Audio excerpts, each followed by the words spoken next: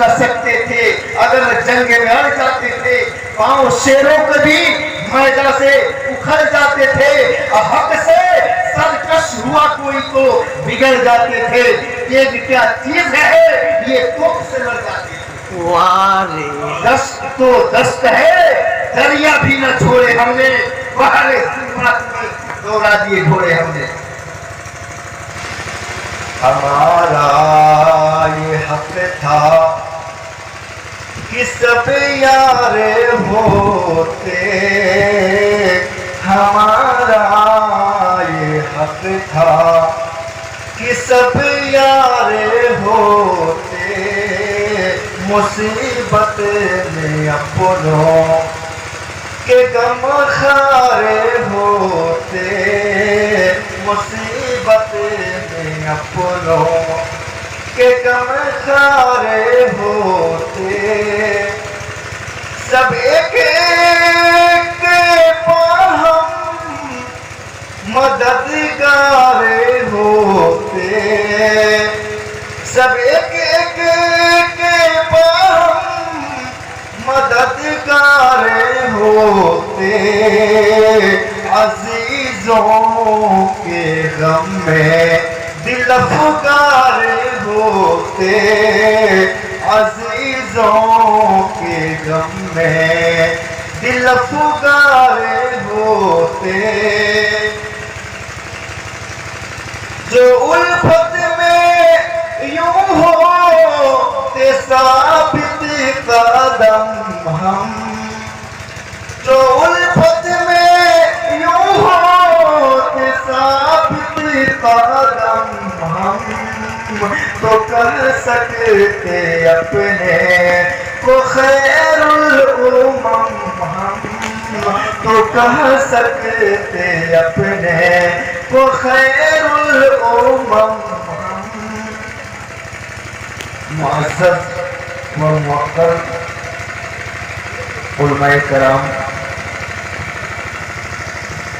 صدر جلسہ استاد محترم مولانا خورشید احمد السلفی حفظہ اللہ تعالی، اور تمام سامعین حضرات، میں آپ لوگوں کے سامنے چند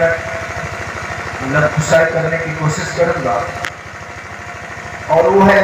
آپس کی اتفاقی، آپس کے لڑائی اور جھگڑے، آپس کے اندر جو کینہ کپٹ بغض اور حسد پھوٹ پھوٹ کر بھرا ہے، یہی میرا آج کا موضوع ہے۔ کیا کروں ضبط کرتا ہوں تو ہر زخم لہو دیتا ہے، ضبط کرتا ہوں تو ہر زخم لہو دیتا ہے، نالا کرتا ہوں تو اندیشہ رسوائی ہے۔ آج ہمیں اور ہم میں سے ہر شخص کو یہ شکایت ہے کہ پورا ہندوستان فرقہ پرستی کی آگ میں جھلس رہا ہے، جل رہا ہے، اور اس فرقہ پرستی کا سب سے بڑا نشانہ یعنی ہندوستان کی سب سے بڑی اقلیت یعنی ہم مسلمان ہیں۔ لیکن کیا کریں، ہم نے یہ بھی سوچنے کو زحمت گوارا کی ہے، جب ہم اپنی صفوں میں بڑھتی ہوئی فرقہ بندی کو نہیں ختم کریں گے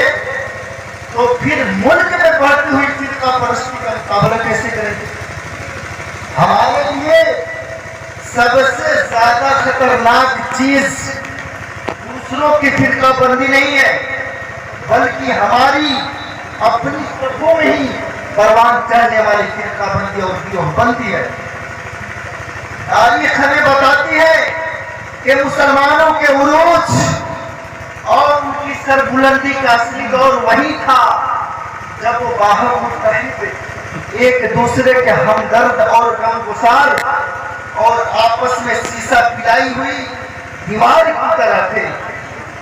اور ان کی زوال اور ان کی بربادی کا دور اسی دن سے شروع ہوا جب یہ مسلمان پارٹی بازی، گروہ بندی اور آپسی سر پھٹول میں مبتلا ہو گئے۔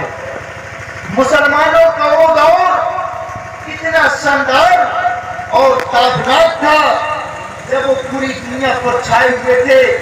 اور ان کی طاقت، ان کی شجاعت، ان کی مردانگی، ان کی ہمت، ان کی بہادری اور ان کی حق گوئی کی حالت یہ تھی کہ ٹل نہ سکتے تھے، اگر جنگ میں اڑ جاتے تھے پاؤں شیروں کے بھی میدان سے اکھڑ جاتے تھے، حق سے سرکش ہوا کوئی تو بگڑ جاتے تھے، یہ کیا چیز ہے یہ توپ سے لڑ جاتے تھے۔ وارے دست تو دست ہے، دریا بھی نہ چھوڑے ہم نے، باہر ظلمات میں دوڑا دیے گھوڑے ہم نے۔ حالانکہ ان کی سر بلندی کی وجہ یہ نہیں تھی کہ وہ دولت مند تھے، زمانے حرف و ضرب سے لیس تھے،